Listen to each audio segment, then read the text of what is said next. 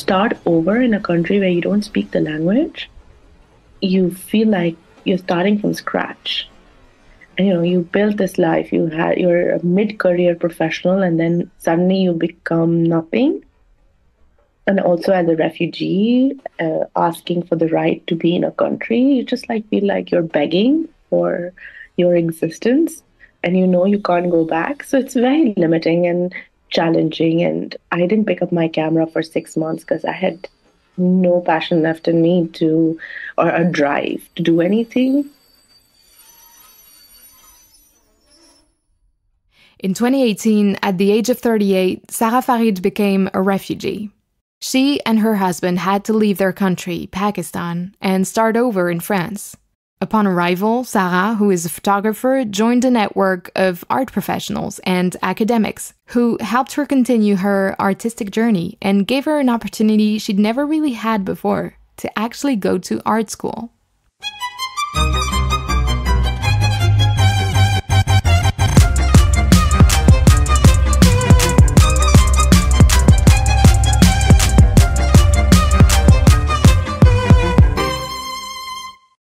Welcome to The French Teach, a podcast by Campus France, where we tell you all about French academic excellence, specifically in new, innovative, and cutting-edge fields of research and education. We bring to you interviews with scholars, students, alumni, entrepreneurs, researchers, and all of the voices of those who might help you orient yourself in your career and academic choices. On this episode of The French Teach, we're diving into the tradition of hospitality in French art schools. Can you start by telling me where you were born? I was born in Pakistan in a small town called Rawalpindi, and my father was in the military, which is very ironic because later I was kicked out of the country because of the military and my work as a journalist. So we moved a lot in Pakistan, and I traveled as a kid. I changed like 7 schools in 12 years, but eventually we settled again in the capital, Islamabad. And when it came for the time to choose my bachelor studies, I really wanted to study art. But it was a bit complicated because I come from not a very conservative family, but a family who doesn't really thought it was important for a girl to study in an art school, especially because there was no art school in my city. And then I ended up studying international relations, but more specifically, my degree was in defense and strategic studies. Yes, that sounds very boring. But my father was super happy because it was military studies. But then when I finished my master's and I started working, I got a job, a very nice job in a research institute. But through this job, I started meeting people at the grassroots level because of the focus groups that we did. And I got to know people up close, got to talk to them, got to hear their stories.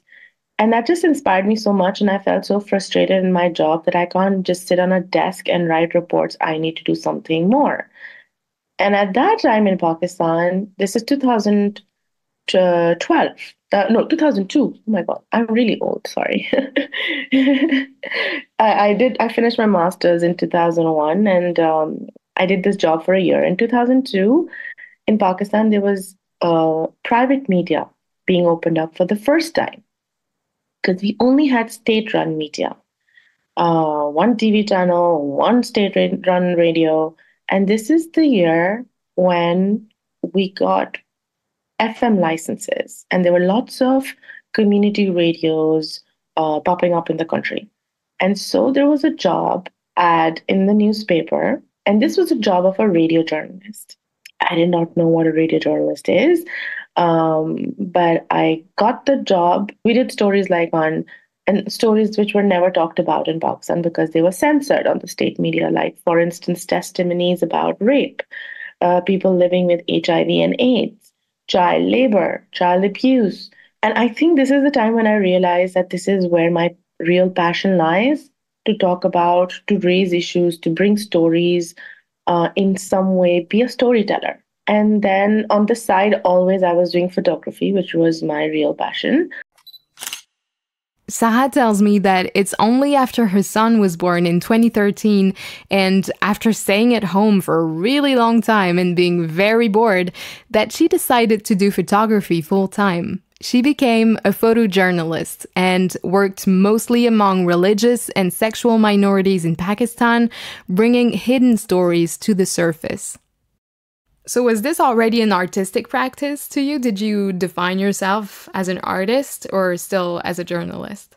I had nobody around me to tell me what defines an artist. And now I think you cannot even define an artist. But people at that time used to think that you're an artist only if you can sketch and paint. I just couldn't do it. So I decided to do other things. And that's why when I discovered photography and I started taking photos and developing them myself at home, it felt so good. The whole process of making something, making prints. Can you describe the type of work that you like to do in photography? For me, it's it's about eye contact, the eyes of the people, the light. I play a lot with the light. I only like to shoot with natural light, but then using natural light and creating this perfect combination of a person's personality or their story and where they are at. It's just that to make a photo beautiful, um, or something which is just more emotionally attractive to people so that they are drawn into your photograph. I really like that. Beautiful. Nice. Cool. So, why did you have to leave Pakistan and how did it happen? In 2010, I got married with Taha, who's my husband, who's also a journalist. And he started writing for the New York Times. From cultural, social issues, he moved more towards security issues, and he started writing about the military and criticizing it. In 2013, actually the same year when Miran Shah, our son, was born, Taha's story got published on the front page of New York Times, which was about secret prisons run by the military in Pakistan. And so he did an investigation. And New York Times asked him that this is a very sensitive story. Do you want your name on it? And he's like, hell yes. I worked very hard on it. I want my name on it. And it happened and it got printed. Sarah's husband kept working, writing about the military, being more and more vocal in the press and on social media. The situation kept escalating, and the family kept receiving threats. This kept going on, and I think it reached their limit. And in 2018, there was an attempt of kidnapping, and he managed to escape. He jumped out of the moving car. This happened on the 10th of January on 2018, and we left the country on the 13th of February. It was a 5 a.m. flight, and a friend came to pick us up, and it was dark.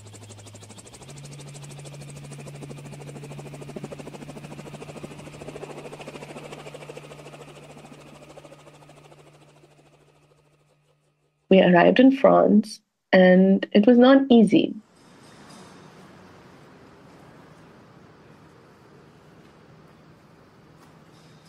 I couldn't talk to people because I didn't speak any French. So to be a storyteller, you have to be able to communicate. So I lost that edge. Like my secret weapon was getting to know people, getting to talk to them, and connecting with them so they are comfortable for me to take their photos. I suddenly lost that. And that's why I didn't photograph anyone because I didn't know what to do with my life. And but then I met a group of Afghan people on the street, and I just walked to them and I said, "Do you speak Urdu?" Because a lot of Afghans do, and they said yes. Suddenly, I was back again, and I was like, "Oh, where do you live? Can I come see you?" And so I took a rendezvous with them to go see them at Porte La Chapelle under the bridge where they live. And that's where it started. You're listening to The French Teach, a podcast by Campus France. Sarah began a new project. This time, she approached it not only as a photojournalist, but also as an artist. And for that, she had a little help. She was photographing a lot of refugees when she was in Pakistan. And she was not attending to be a refugee in France. So now when she photographes the refugees, it's another way because of course there is some reflection about herself as a refugee who photography others refugees. So I think it's more reflexive now work than it was before. And she maybe not only want to show some populations who are suffering, but more something a lot, maybe more message about what is it to be a refugee, because now she can feel that in her body. This is Judith De Paul. Judith is the director and co-founder of l'Atelier des Artistes en Exil, the Agency of Artists in Exile, a structure based in Paris and in Marseille in the south of France, which was created in the early 2000s to welcome displaced people in France. So what is the main mission of the agency? We are a non-profit organization dedicated to identify and providing support to artists in exile of all origin and all disciplines. We provide an individual counseling to the artist based on their social and artistic needs. And additionally, we facilitate connection between this artist and cultural professional, both within France and internationally. We also provide assistance with the asylum procedure and offer psychological support to those in need. The Agency of Artists in Exile also provides a linguistic program to learn French, and they work with policymakers and the general public to raise awareness on the topic of exile and migration. Over 800 artists have received the help of the agency, and those numbers keep rising. We have a different kind of artists. So we have artists who are, very experimented artists and who was maybe super famous in their own country. We have very young artists who they know they want to be an artist, but maybe they stop the studies because of the war, or maybe they don't have the time to start the studies. So we connect there with the art schools. And we have experimented artists who want to maybe to restart studies or to redo studies because they have the feeling it will be the way to integrate themselves in the French society. In the case of young or even inexperienced artists who want to go to art school, the Agency of Artists in Exile teamed up with another association called l'ANDEA to create a hospitality program. L'ANDEA, the National Association for Art Schools in France, is a network of 45 French schools of arts and design created over 20 years ago. At its head is a team of art professionals, including curator and art critic Stéphane Sauzet, who is also the director of the Haute École des Arts du Rhin, an art school based in Strasbourg in the east of France. The beginning of this program about hospitality was something like 5 years ago. At this time, I was co-president of the association, and the idea at the beginning was only to help people in a very simple manner, just provide them a studio and a place to work and some connection with the cultural field. But rapidly, we work with Collège de France, a major institution in France for higher education and research, and we begin to join another big program called PAUSE.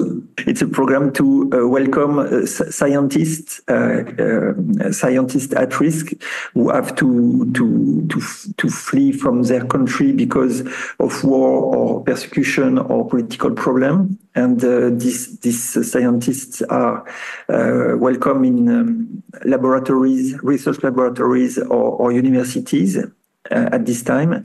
And we ask if artists can be welcome in with the same program, but in art school and not in universities. And so that was the beginning of an important program. And now this program is in almost all French schools. This prototype program is exactly the one Sarah Farid was offered by Judith de Paul. Judith has been such a strong support throughout the years. She has guided me, given projects, found opportunities that I could not even think of, and counseled in many ways. And the residency program was also something that the Atelier presented, that there is this residency. There's this program called Pause, and trust me, I needed a pause in my life at that time. So Judith said that there is this residency program, and it's 8 months to a year. Do you want to apply? And I'm like, what? I have a kid and a husband, and I live in Paris. How can I move away? This is not possible. And she's like, well, I'm going to apply for you. And she did. But I was like, okay, fine, apply. I'm not going to get it. But then she called one day. It's like, Sarah, you're in. You got in. I was like, what? I was happy, but I was also scared because I was like, how am I going to do this? I was like, Judith, I have a son and he goes to school. And my husband, he has a night job, so he can't manage him. So how is this going to happen? She said, don't worry, we'll figure it out. But you'll be stupid to let go of this opportunity because it's an amazing one. And I was like, okay. And I accepted it. I mean, I'm seeing this as something which happened so easily. It didn't. But she's the one who pushed, and he really stood up to a point where, she understands that us women who come from South Asia, especially, or these countries where we are told never to put ourselves first. This is the first thing I did ever since we came to France that I did for me. I put myself first, and I decided that I will go. And they said, you can bring your son. We will find a school for him and an accommodation where you can keep him.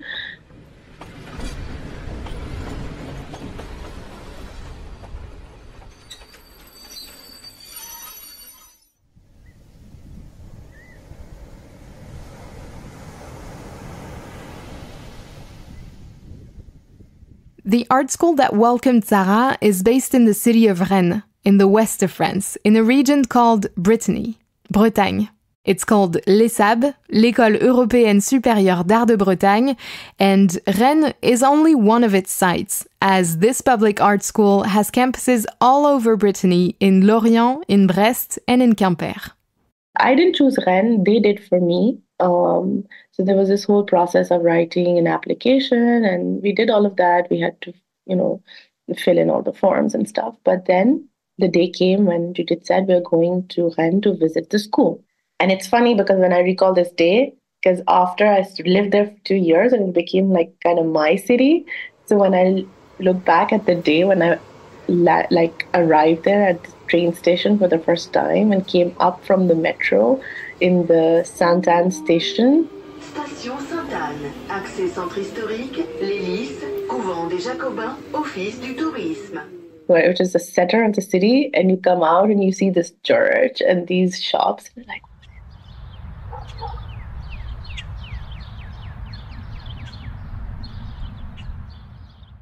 Rennes is quite a small city, but it's very well known in France. Brittany, on the whole, is a region with a very strong identity. It has its own local language.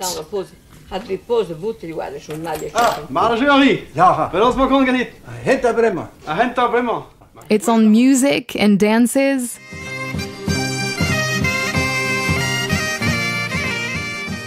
And its own food, of course. You might have heard of the crêpes. Very thin pancakes cooked on high heat, in which you can throw pretty much anything, but my recommendation would be sugar and salted butter.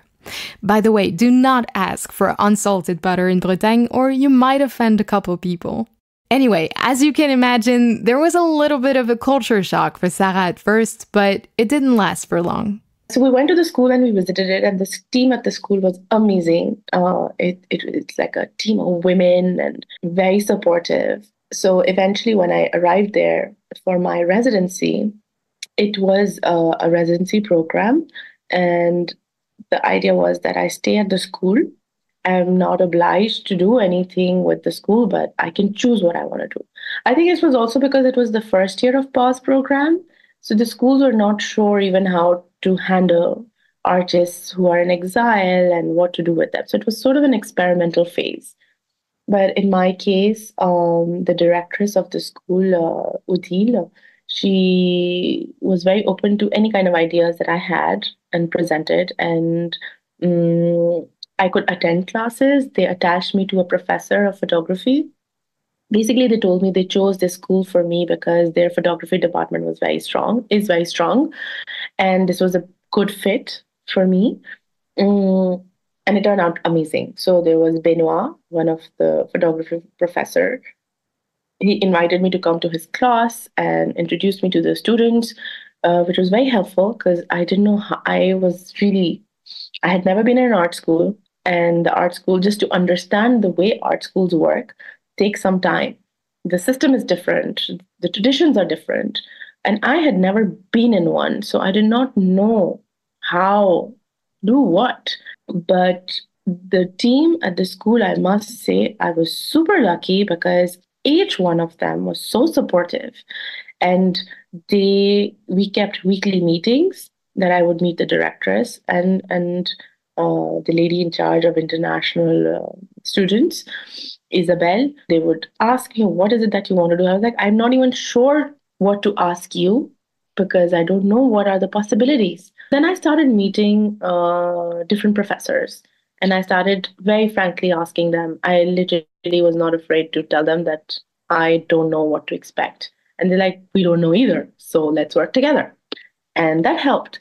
So they're like, "Okay, let's look at your portfolio, what you've done, and what is it that you want to do." So then I told them about a project that I'm working on, and I want to continue it here, and I would like to do it with the students. And so I gave them some ideas, and then they helped me in a more administrative and a way how practically it can be done in the school. They introduced me to various associations because I work a lot with the associations on refugee issues. The directress, she took me to FRAC and made me meet the director there. FRAC Bretagne is a museum of contemporary art based in Rennes. It was founded in 1981 by the French government and the Regional Council of Brittany, and it's very much linked to local life and artistic aspirations in the population, as it aims to make art accessible and meaningful to all. In the end, you need to know what you want to do, but it's not easy to arrive at that point to be so sure. And it seems like 1 year is a long time, but it's not, because there are semesters and then there are exams and everybody gets busy. I really want to help students, whoever gets into the program, to give them a head start, because you can feel a bit lost and lose time. And it's such a pity because it's such an amazing opportunity that you should not lose any time. I became a bit obsessive because the directress then says, "Sarah, take a break. Like, you don't have to work so much. This is a period of a residency. You need to breathe and calm down and focus on yourself also." But I was like, "No, but this is like a little period of freedom for me where, I can do whatever I want." This program really gives you the freedom to disconnect from your everyday pressure of working, because it also pays you a stipend, which is good enough to run your life. So you're not worried about working somewhere else, which takes so much of your time. I really benefited from it so much that when I came back, I felt like a new person with a lot more confidence and so many more skills that I acquired at the art school. And that's a thing. All my life, I have learned techniques on my own while doing them. Never really been in a formal training. Sarah Farid finally got the chance to go to art school, but she didn't stop there. She also wanted the degree. Luckily, there is a thing in France called validation des acquis, des expériences et des acquis. This is Judith De Paul again. to validate their experience. There is a system in France, super good ones. If you provide all the proof you did study before and you have a big experience, it can work as a diploma, but you have to follow some lesson online and how to show all your experience and as an artist, professional experience. And after that, you will present your work in your diploma before the jury, and you can receive a diploma, a French diploma. So it's super important. I mean, it's a very symbolic importance. Even it's work to have the French nationality, but I mean for the artist, it's the feel they can touch something super French and to have the sensation to understand more all the system, the French system. I wanted to do a master's, and I felt so motivated to do it. And then I spoke to some of the professors, and they told me that there is a program called VAU. And through that, you can ask for a validation of your an equivalence. And I applied for it and I got in. And then for a year, I worked on my memoir and my project. And there were many other artists with me from the atelier who applied for this program.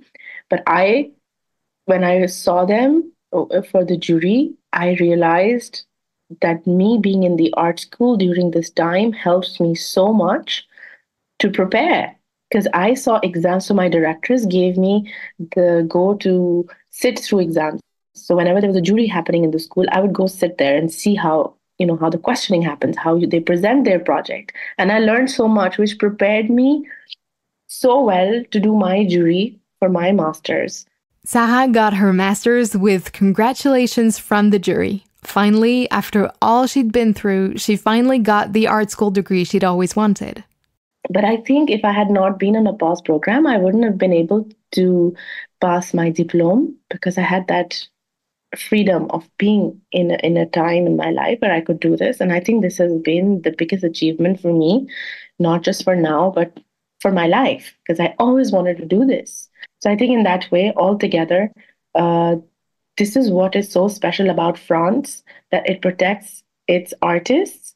And I think it gives these opportunities, these residency programs, which keeps them in a position that they can always acquire skills. And in my case, going through this program enabled me to finally accept that I am an artist. You're listening to The French Teach, a podcast by Campus France.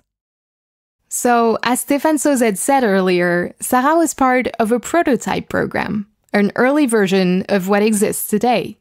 But Stéphane's collaborator, Alice Bruno, who is in charge of international strategies for l'ANDEA, reminds me that this is not new for French art schools.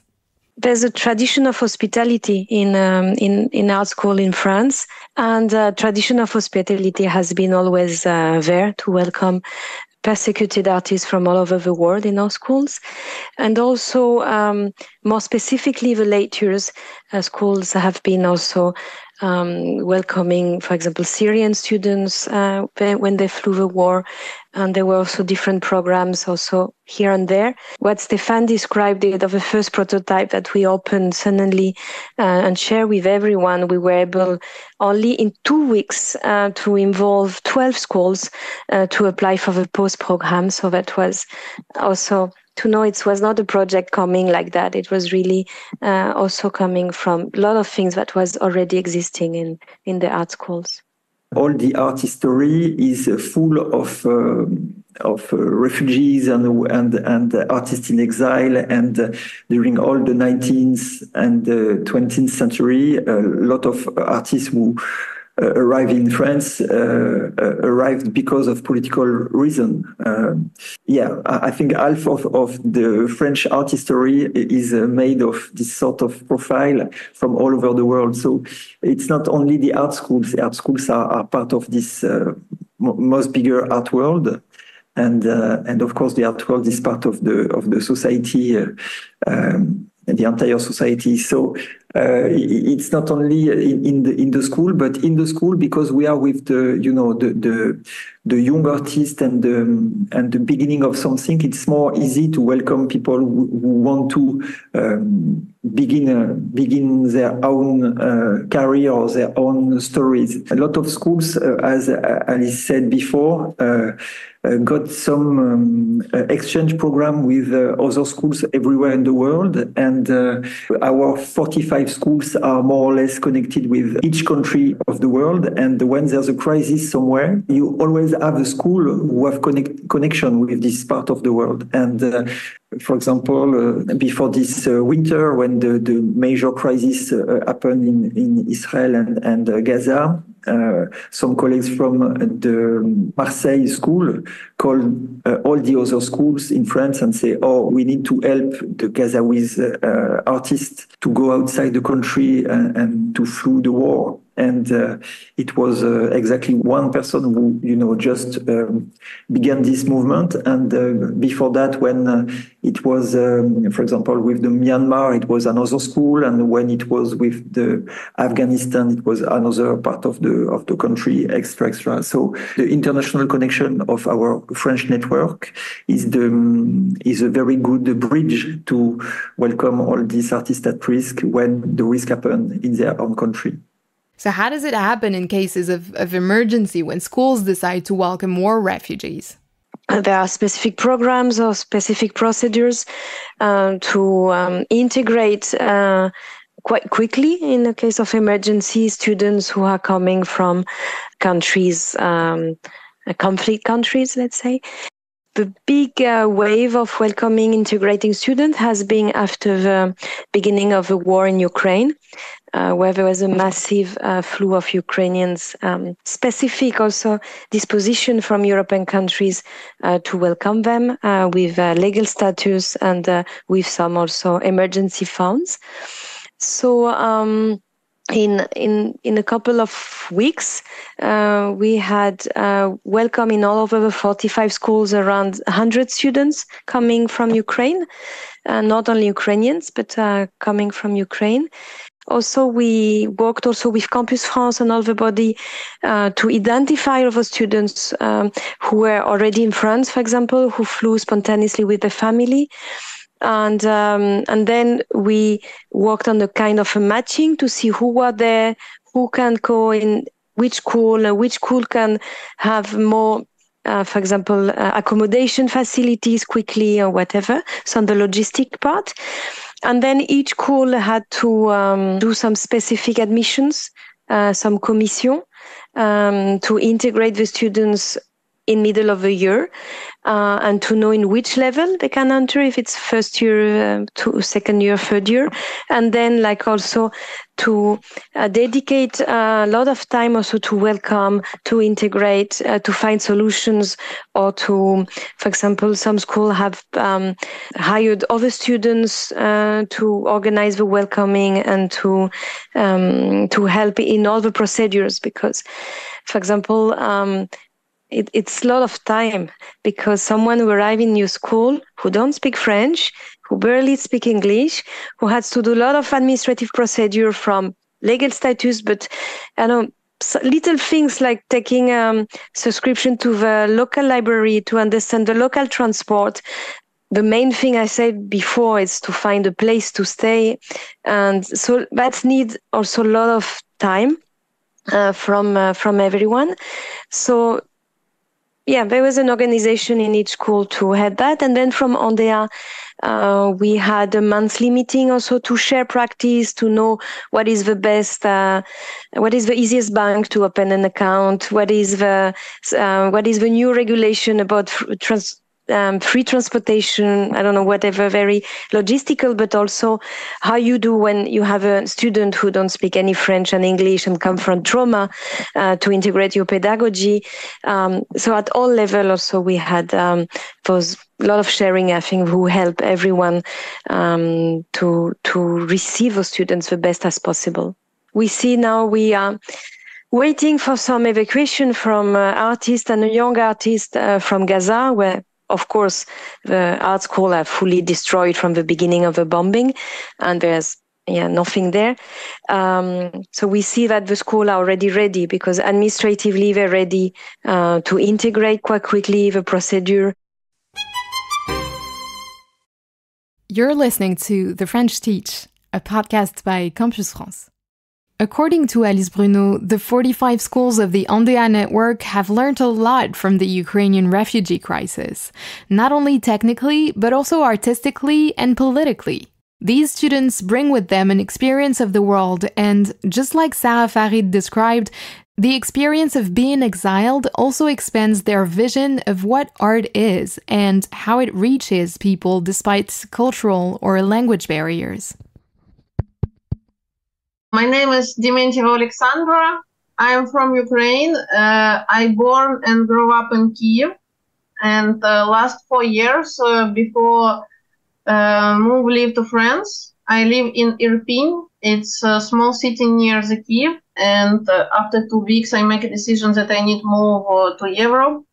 And first I moved to Berlin, but I feel that no, I don't need to stay in Berlin because something inside me tells that, okay, I need to go to my dream. And your dream was to come to France? I visited Paris first time. It was 6 years ago in July, in the start of July. And I understand that I love art more at this moment because I visit the Orsay Museum, a lot gallery. I visit Parisian art school, and I understand that, okay, at one day I want to study art in France. And it's helped me to open my art way more, I feel. So, and I come back to Ukraine and start to create some art, but I never study, just, very short course, like 3 months about contemporary art in Kiev, and start to do some contemporary art in Ukraine and have exhibition where my art with art of other people, artists in Ukraine. So it was all my experience, and I still dream that at one day I go study in France.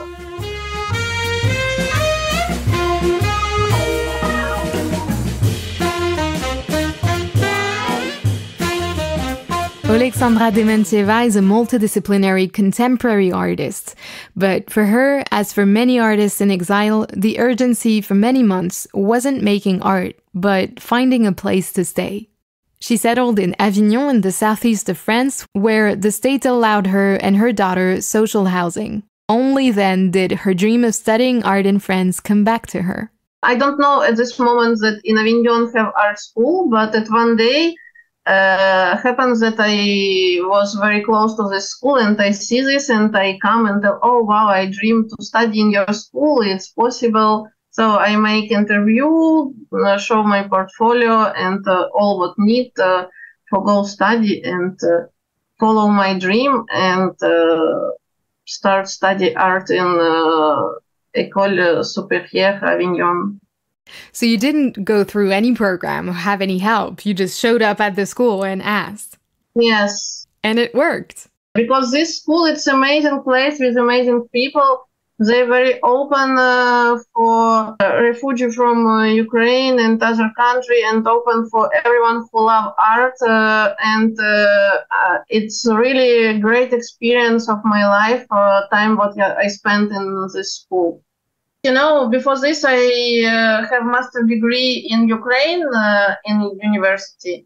And it was many years ago, and I have, this experience with post-Soviet university, where all very, very strict, very rules, and not so kind like I have this in this school experience. So after my experience in architecture, when I come study art in France, I feel like, wow, it's possible that people so open-hearted and so kind with you, because, every teacher, they like, even if you have some trouble or something, when you create art, how it's worked for me. When I create art, it's I open something very deep from myself, and when around so lovely kind atmosphere, it's very easy to do because you can relax and feel comfortable and safe and to be who you are.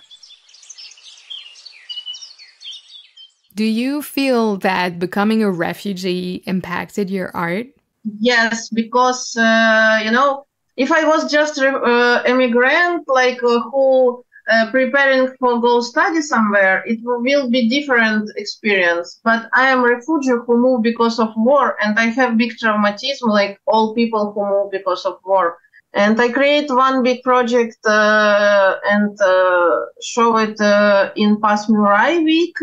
It's 2 weeks of exhibition in Avignon from my school. So I create big presentation about resilience because I did a project, my apartment in Ukraine destroyed from bomb, and I create a big project about this apartment, about post-traumatic syndrome, and about resilience, how people grow up from this trauma and start to be more powerful and more strong.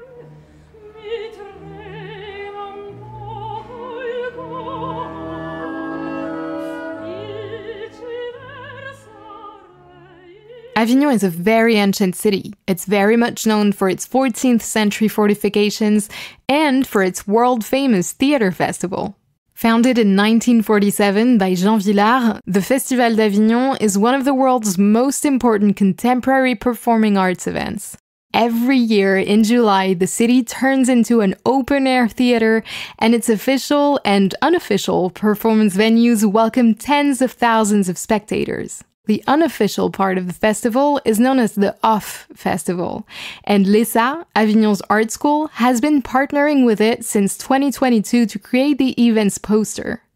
It's a competition where art students propose a visual art piece and one of them gets chosen. And I think you can guess who won the competition this year. So can you tell me about the poster you created for the Festival d'Avignon? I'll describe it maybe for our listeners. It's a fish with a human eye, white feathers, and it has an olive branch in its mouth. So a very surrealistic fish. I think that piece looks so surrealistic now and feels so surrealistic that, many years ago in 1949, Picasso in France created this poster for Congress of Peace in Paris. Pigeon of Peace. And I think that it's time to speak about this again from poster, but other festival where will be a lot of people and in this surrealistic way, like it's feel now, and I create this fish with a branch in mouth, yes. Okay. This olive branch is symbol of peace. And yes, this human eyes, I think, make this fish more deep and more surrealistic. Did you feel proud that you won the competition? Were you surprised at the result? Yes, I'm surprised that they selected me, but honestly, when I created, I feel that, it's so right time for this, that if they smart people, they selected, it's what I feel when I created, because I feel that it's really in time now to do it and to speak about this. And I think art, it's an important way for change this world to good way and for speak with people for this dialogue. The French Teach is a podcast brought to you by Campus France. A big thank you to our guests on this episode, specifically to Sarah Farid and Alexandra Dimantieva, who kindly agreed to share their story with us, but also to Judith Depaul from the Agency of Artists in Exile and Stéphane Sauzet and Alice Bruno from the Andea Network. All information related to their work and initiatives will be linked in the description of this episode, and it's available on campusfrance.org. That's campus, France, in one word, .org. And just so you know, other episodes of The French Teach are available wherever you get your podcasts.